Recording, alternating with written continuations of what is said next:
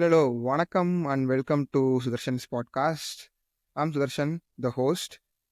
Today, for the listeners who are tuning in for the first time, um, in this episode we'll be talking about stuff that is related to career. And in this episode, particularly, we'll be talking about managing up and down. It's totally about aligning the people who are strategizing and people who are executing. And to introduce the speakers here, I'll start with Isaac, who is the VP of Product at Zosode. Hi, hey Isaac, welcome to the show. Hey, hi everyone. Yep. So, and Rajiv, who is a Senior Director of Product Management at Lead Squared. Hey, hi Rajiv. Hey, Sudarshan. Hey, Isaac.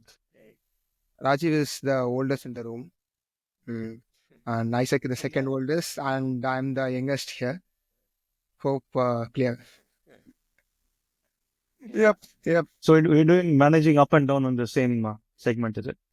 That's what he was trying to establish. Yep. So, for listeners who heard the previous episodes, we have spoken a couple of episodes about managing time and about Gen Zs in a workspace. Now, in this episode, managing up and down. This episode can really be broken or divided into two episodes. One is managing up, and one is managing down. But this episode is a little different. Here we'll be talking about bringing people on the same page, aligning them, having a same objective to work with, and things like that. So I think from whatever little research I did, uh, this can be put in two different situations. One is during the regular times, and another one is during crisis. Let's start with regular times. How are we aligning people who are strategizing and who are executing in a regular times? Let's start with Rajiv. What do you think about it? So we spoke, we just touched upon this topic in the previous podcast, Sudarshan, wherein we said, if you look at a week, how is it that you're spending time up? Where does your time go, right? And one amongst them is having these weekly connects, with the team, both one level above and then the level below. And usually Wednesdays is reserved for this, wherein I reach out to the rest of the team, my span, whom I manage. And for leaders, the rung above me, it is typically Mondays and Tuesdays, right? So I have a very clear view of, or they have a very clear view of what is it that I'm planning for that particular week. And also, this is not just happening, on a week in, week out basis, right? It happens at a quarterly level, boil it down to a monthly level. So we have these connects. Right now, it's a great time, right? So we are doing our AOP exercise, our annual operating plan exercise, and wherein every different, that's all the team come together, and then they say, this is what we're going to achieve in this year, right? And what management really likes to see is a running checklist of where we are, right? And as transparent as it can be, and as precise as we can put it, as long as they're able to say, 1, 2, and 3, this is where we are, this is the next milestone, and then we'll hit it in 2 months, right? So that's all that is required. So that's typically how it goes. Speaking to my immediate reporting bosses, saying, this is what you wanted us to do, or this is what we committed that we'll be delivering. This is where we are today. This is where we are, where we will be in the next, let's say, month or so, right? And at the same time, if there are hurdles, roadblocks, and dependencies on other teams, internal, external, flag it to them so that they can, intervene and ensure that these are smoothened out. Yeah, that's it for the top round. Mm-hmm. So, isn't this AOP done for the financial year or for the calendar year? So we follow a calendar year protocol, and that's for Q1, it's already frozen, right? Q1 is an extension of the last year. So right now we are focusing on the rest of this year. And, so at least we have visibility for the next 6 to 9 months. Anything beyond that is going to be responding to market demands or our competition, our customers. Yeah. So how is it working at Zosode, Isaac? How are you planning for this year? Yeah. So before I go into planning, I think the question was about like how are you managing both at wartime and peacetime, right? So basically, uh, uh, I think the peacetime is very predictable and wartime is very unpredictable.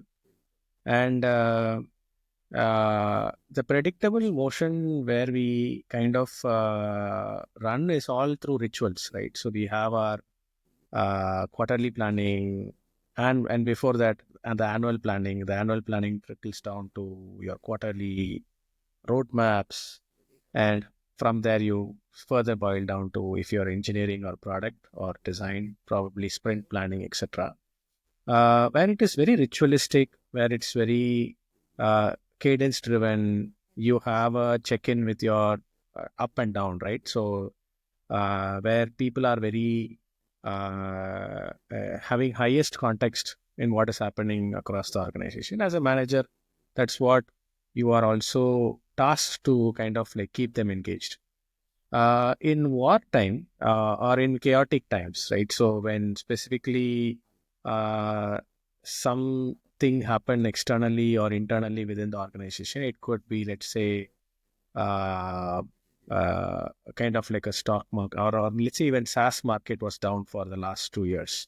And it was kind of like, okay, should we take any stance to, should we take any roadmap, or should we align ourselves, suddenly change? AI was suddenly a new inflection, specifically in software. How do we kind of handle those? And so there is pressure that comes in between, and that pressure can come from anything. It can come from competition, it can come from market, it can come from internal, it can come from investors, and so on. And it can be business pressure, it can be people pressure, where you someone leaves, someone uh, was not able to deliver expectation, etc., etc. So those times, I think the fundamental, a kind of like ritual that worked for us is try to get very close. And this means that the leadership is very tightly knit to each other. The middle management, the management, the bottom team, everyone is like very, very aligned to what is happening on even everyday basis. And the decisions that we make, can you make it as transparent, and can you make it very democratic? And that's what closeness means, right? So when you are in a single house where you have like maybe 7, 8 joint families together in one room or one house with multiple rooms, generally what will happen, right? You will know, okay, we are in a crisis. We all take decisions together.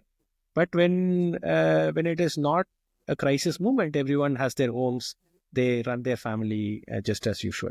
So that single piece around, can you be very closely connected to each other, and what can you do to kind of run those close rituals? It can be daily syncs, it can be alignment, realignment, immediately alignment, again realignment, check, test, hypothesis, fail, succeed, put a budget, remove budget, all those things, right? So those happens in that time. And until the stability happens to a greater extent. So that is what I feel has helped. Yeah, in a nutshell, TLDR version is, can you be very close to each other and kind of reducing the gaps in communication, and it is no more multi levels of communication. It's just maybe 1:1 kind of conversations. Mm. Uh, when it comes to communication, I have this one more question. Uh, of course, whatever yeah, like, of course, for listeners' context, both Isaac and Rajiv in their senior management roles, and whatever you receive from your leadership that cannot be passed to your reportees. Is that right? Because not every information cannot be communicated transparently. That is what I feel. So how do you handle those situations? Because imagine a thing like layoff. I was recently talking to a, a functional head in another company, and he told that, dude, the layoff is happening. I need to cut like 30% of my team, and I'm not happy with that. But this is what the management want me to do. I need to pick those people to uh, let go of. So, when it comes to those kind of situations, how do you communicate transparently, and like, in what level you can uh, communicate them? And I'll take a stab at this. It's always going to be difficult, right? I mean, this is the wartime conversation that Yeah. you and Isaac were referring to. And see, it's not about how transparent you can be. You'd have to be transparent. I think people will realize that some of the team members are missing, right? I don't think there's a less transparent way to go about it. It's a question of how it is communicated, not the what. So difficult times, difficult situations, difficult decisions as well, right? And uh, just keeping aside the layoff aspect of it, let's talk about performance too, right? Because end of the day, that also contributes to the duration of association of people with an organization. And layoffs are an extension of all of these. Sometimes there are external factors that come in. I said spoke about competition pressure, the investors who are within the within the board. Um, what are we doing to be sustainable is another aspect that comes in. And at those times, some business decisions have to be taken. But what's important is we all stand up for it as part of senior management, saying we are responsible for the predicament that we are in, right? And it's not like the decisions are being rolled out at a different level. The buck stops here, no? As the buck could stop in the next, down the next level, right? If I can put it that way. It is difficult in telling people, but then as long as we're able to humanize it, and then and I'm getting back into layoffs, right? And getting back to items which are critical, not only in terms of layoffs, but also in terms of expectations, targets and measures and KPIs that people have to be following. We all align to a higher goal at an org level, and then the entire team subscribes to it. We are very clear, right from the upper echelons to the interns as part of the organization. Everybody knows as an organization what we are striving for, which makes it really easy for people to know what the expectations are from them and also from the team. All right. So it's not a question of how transparent we are. It's a question of everybody being empowered, everybody else being part of that very same journey that people are part of. It's a unified ship at the end of the day, right? Yeah, I would take an example when I was running this company called Inkmo. There was this situation where another buyer wanted to buy our company, right? And the decision makers are our investors, and then the buyer, and of course the two founders.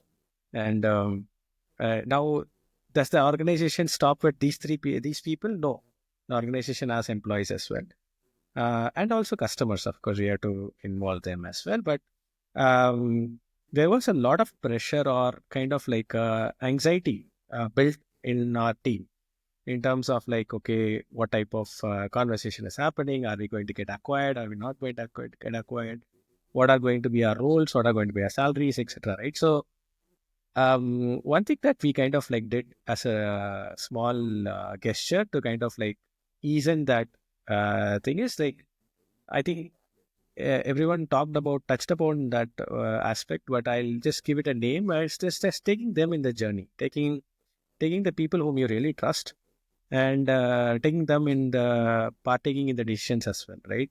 So we created a small Slack group called "What's Happening with Investors," and every day, me and my co-founder will give a commentary that today this is a summary of conversations we had. Some are okay to be skimmed out, like say what type of acquisition strategy we are following, how is the money going to come in the tranche, etc. Right, so that doesn't matter too much, right? But what matters to the team, because there is a momentum that needs to be kept up when these kind of conversations are happening, right? So that is the task of this. I feel, especially from leadership, there is this swim lanes, if you've seen in road maps or this thing, right? So there is one swim lane of leadership decisions and high level organizational changes that are happening, and myself, Rajiv, and the leadership team probably will be very aligned to what is happening there. And there is another swim lane of middle and contributors who are part of the organization. They are more into execution. They are more into keeping the business as usual. They are more into continuous support that has to be offered, right? So if more of the information are kind of like muted at just top level swim lane, there is very, very high anxiety that gets built up in the bottom, and the productivity generally goes down. I have seen it is very positively, it has gone down. Maybe you guys can share what your experience has been. But to tackle that, there are multiple ways. Can you do, instead of doing one town hall a month, can you do a town hall a week? Because most of the information are top down, right? And so that is generally these practices that we can kind of like keep up to manage up and down, right? In terms of like, okay, so the benefit of this, right? If we come to the what is the outcome that we get out of this, is like in any of these crises, either some decisions are going to be made, either it is a positive or negative. But we always have a safe zone that is always stable enough, which the team was handling so far, and it is stable, and it is kind of like and to make that stable, you have to, as a manager, as a leader, you have to kind of like keep resonating what's happening, how is the direction changing, are we taking any decisions, etc., etc., in that format. So that's some practical learnings which I feel that has influenced the decisions.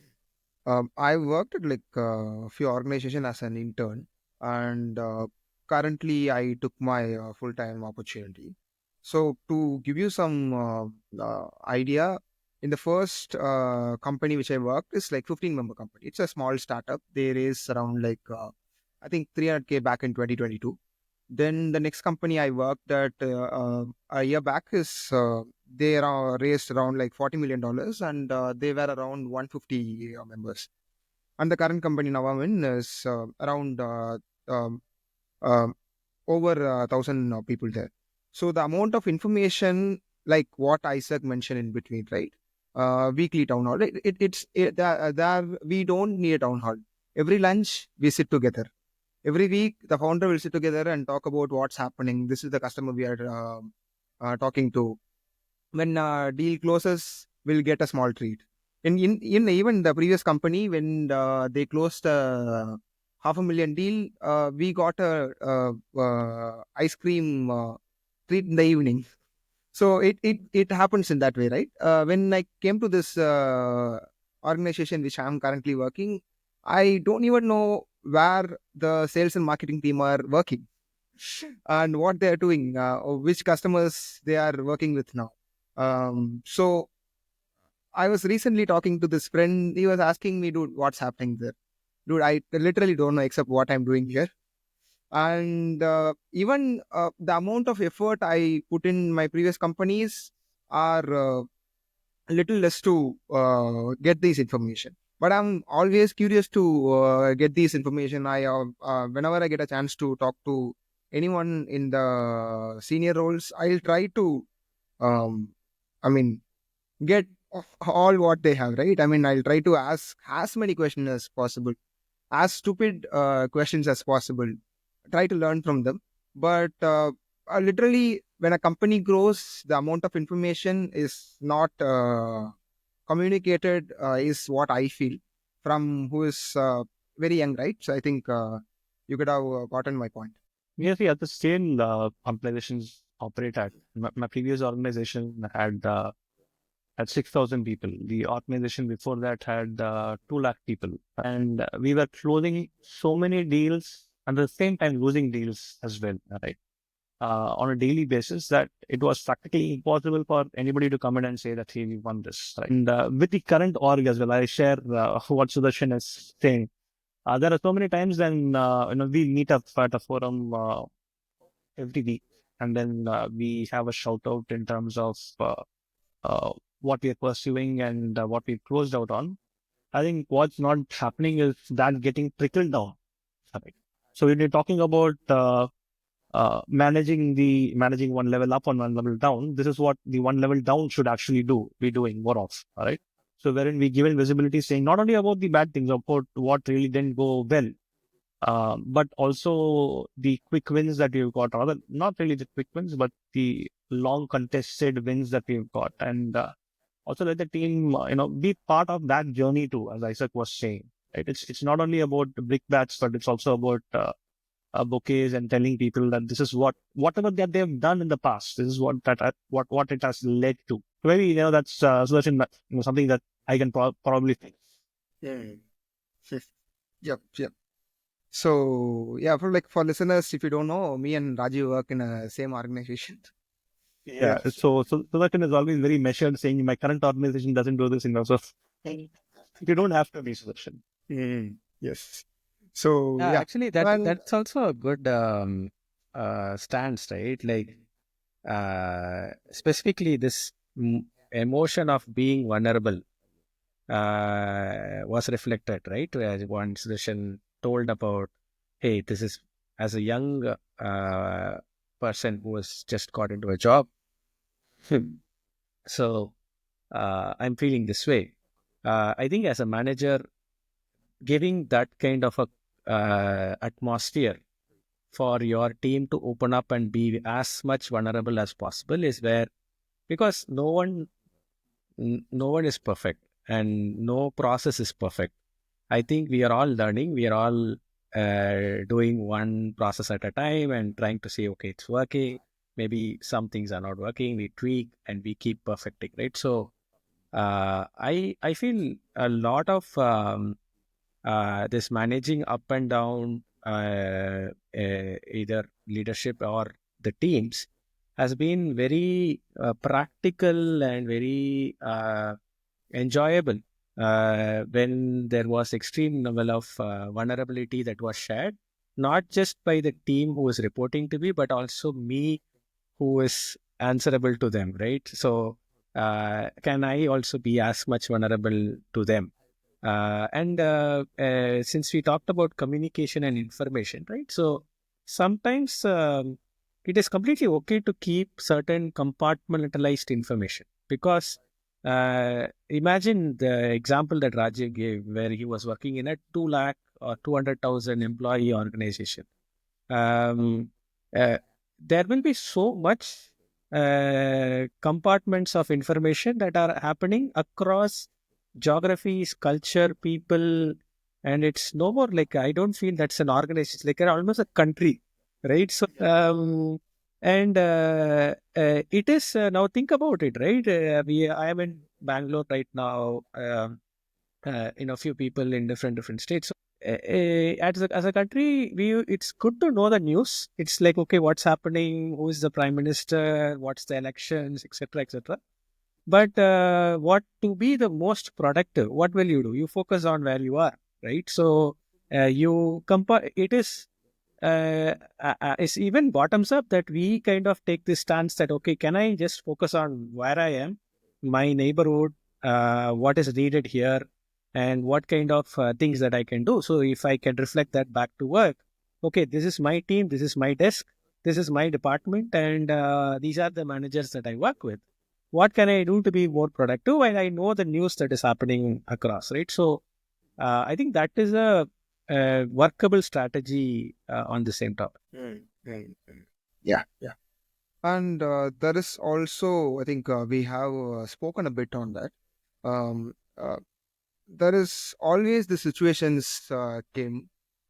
You might have seen this. You might have gone through this before, where you need to take a stand whether to prioritize up or down. Sometimes you might be pitching a new initiative, new technology.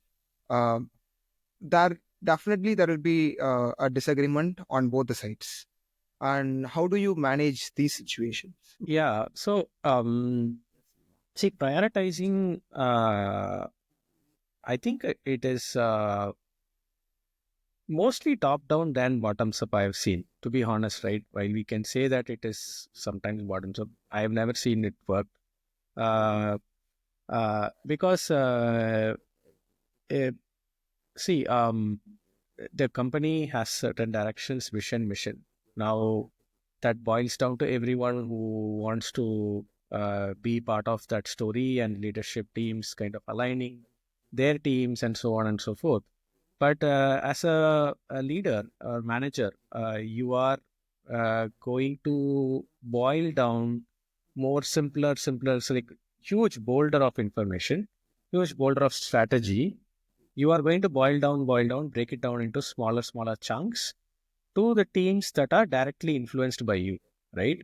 So, uh, who is the best person here who can take a stance on prioritization is, of course, you, right? Who are in that uh, cycle. So, I feel uh, prioritization is always top down, just again summarizing. But I think there is important area or a trait where leaders, when they are prioritizing, how are they transferring that information to their team to make them the most efficient outcome, or efficient, or make them perform at their most efficient outcome, right? Now, I feel it has not, in my early days of managing, I was more like, okay, if I tell this information that, okay, hey, Sendil, you go and take care of this. He will go do it is one way. And the other thing is being in the details, right? Can you be as much granular as possible in terms of, hey, go and do this, but take care of step A, step B. This is how I feel. This is how I think we should do, etc., and give as many precise direction of what you're envisioning, right? And then I feel the second strategy has worked wonders compared to just being high level motivational leader who will just give the title card and just leave, right? So I feel leaders, when they are managing down, specifically in prioritizing for the team, as well as granularizing how to get that, what strategy or what kind of performance we are looking at, be as much detailed as possible in terms of what, where, and so on. But at the same time, right, the more details, so there is a balance, right? Just like in when you are doing some chat GPT based queries, you can fine tune saying that, do you want to be creative or do you want it to be more deterministic? While I kind of find we have to, like leaders, they generally have to find a fine balance, because the more you give details is good, but at the same time, not at a jeopardy of creativeness going there. So that's where ownership comes in. So generally, when I'm giving a task or when I'm giving a strategy to my team, I would say, or to my product manager, when I'm giving a kind of like a project and go try this, and this is how it can work. uh, I don't get into the solutioning. I don't say, hey, because I trust him in the solutioning. If I give something to my designer, I trust him in the designing, or her in the designing. So I feel, I use these words. I use these words like, what? I leave the creative side to you. I will leave the solutioning side to you. But here are the details. Here are some important insights which are critical to perform that kind of project. So that is kind of like very helpful. And when you do that, prioritization is quite of like the like pack and parcel of what you do, because you will know what's important, what is less important, because that's conversation you will have with those person. because they will ask like, okay, why is this important? Why are you talking about this detail? And so on, and you will prioritize easily. So this is something which I have practically seen work. It to transition from a IC to an managerial role. So what will be your advice to manage both up and down? I thought the question was for Rajiv. So basically, uh, the time period you are saying is from early career to 4 years. Is that what you're trying to frame? Yeah, anyone with 4 to 6 years of experience transitioning from an IC to a manager. Uh, because it's so if you see in certain companies, right? Well, specifically we are talking about managing up, managing down, right? So this role of IC is um, the individual contributor is actually a very less spoken about in this context, because it is completely okay to be an IC as well. People think that the transition of career means I am an individual contributor for a couple of years, couple of roles, titles, and then I become a manager, and then I kind of like move into more managerial roles. It doesn't have to be that way. There are more and more examples of companies who have very, very high standard of IC roles as well. A great example, let's say in Swiggy or Uber, or you have product designer, level 1, level 2, level 3s, lead head products.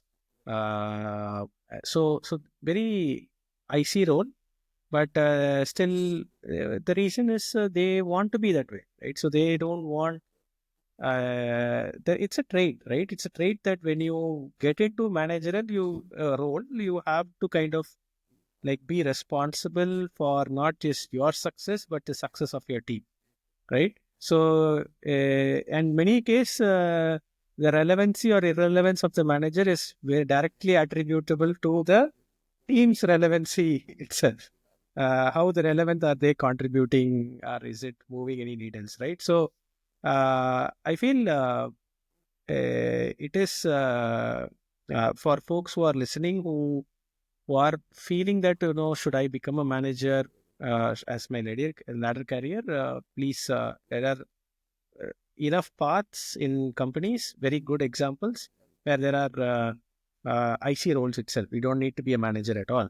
But generally, when you are thinking, okay, you are now transitioning into manager, you want to move from an IC, you want to like manage teams, and the moment you get into that bubble, it is very, very clear that it is no more you. There is no more I. There is no more because that individual contributor has gone. It's more team contributor, right? So and you have to play by that strength. The hardest part that I have seen, some of my teams who report to me have started having people and reporting to them. That hardest transition for them is how do they leave certain things and say, okay, you know what, genuinely be interested in the success of not themselves but other person. So I think that is an important factor as a mindset change you should have when you are transitioning. And the second thing is uh, let them own the ideas. Let them be success of their ideas. And what that means is when the moment you move into managerial role, in a context or in a setting of couple of people, your vocabulary will change. Your vocabulary would be like, you know what, last week Monica from my team suggested this, whereas previously you would have said, I came up with an idea when I was sitting all by myself at 2 a.m. in the night. So the entire setting of context changes, and you will have to kind of like tag your team, pull them along, because they have to be empowered, that they feel very, very, very confident working with you as the manager. As you rightly said, a lot of attrition happens because uh, of the boss rather than most of the companies, right? So it is very, very true in real context. People leave for people rather than people leaving for the logo, right? So I feel as a manager, your entire vocabulary, your setting, your setup, where you sit, you may sit in a little confined, occupied space doing an IC role, but now you have to sit in the center of your team. Your team has to be super accessible to you, and also your rituals. One of the ritual which we should probably talk about in this podcast is about this feedback one-on-ones. But I'll leave that to a separate question. But uh, that ritual starts kicking in. How do you handle those rituals? What do you talk in those rituals of one-on-ones and so on? Becomes very critical. And this is something which you should very well preparedly know when you are prepared for that transition. Okay, I have been an IC role for 4 years, 5 years.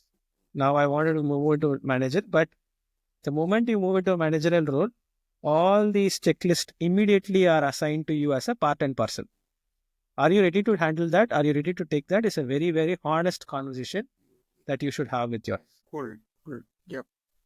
And what are the rituals you have? Like you mentioned rituals, right? What? Yeah. Yeah, see, one of the primary ritual is actually there are only two rituals. One is a check-in and one is a one-on-one. Both are, by the way, different. Both have to be happening at two different times. Check-in definition is okay. You have a team who is reporting to me, maybe weekly or bi-weekly or once, twice a week. It depends upon the intensity of where you are and what the context around you is. You would do check-in, which is project or product or process or work or task related updates. Hey, what happened? How are we? Where are we? Any blockers? It's more or like a stand-up, but little more elaborate stand-up, right? And check-ins are generally done together, like in a group setup, where you would say, hey, you know what, where delegation can happen. Second is your one-on-one. One-on-one ritual. For me, I've had one-on-ones for about like maybe 10 years now. So it is once a month, and it is at the time decided by my direct report, and it happens physically, face to face. In COVID, it was very tough, but physically, face to face with the coffee, probably outside the office, where the entire conversation happens around, what can we do to make you a superstar, and that may be superstar in life, superstar in his career as well. So and then when you open up that conversation, he or she will start having this dialogue of every challenges that come into their life, and may not be like you are like a preacher or a saint who will have all the answers for it, but vulnerable sharing of, okay, you know what, I had a similar experience that I went through. Here is my tidbit. And completely it's conversational in a way where if you want, you can take it. If you don't want, also no problem at all. There's no judgmental there. So because that's where the employees can be as much vulnerable to you. And the more you have that in a rhythm, that every month you have like a one-on-one, the employees start feeling that, hey, this is what my manager feels about me. As opposed to, this is what my manager knows what I do. The knows what I do is check-in. The feels about me is one-on-one, right? So that's the ritual. Nice way to put it. Yeah. Cool. You have any rituals going on with your reportees and with who you report to, Rajiv? So the same thing happens, Sudarshan. So it's more in terms of weekly connects with the team. Right. It's not necessarily an individual check-in.